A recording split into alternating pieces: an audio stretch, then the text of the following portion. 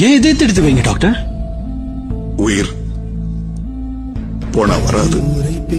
ஆமா சார், ஆமா உயிர் போனா திரும்பி வராது. புவி, உன் கணேசன் வந்திருக்கேன்.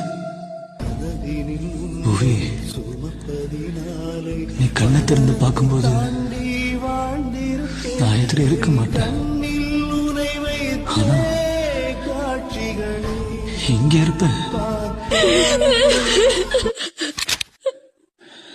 உன் கண்ணில இருந்து ஒரு துளி கண்ணீர் வந்தா கூட நான் செத்து போயிட்டு தான் அர்த்தம்.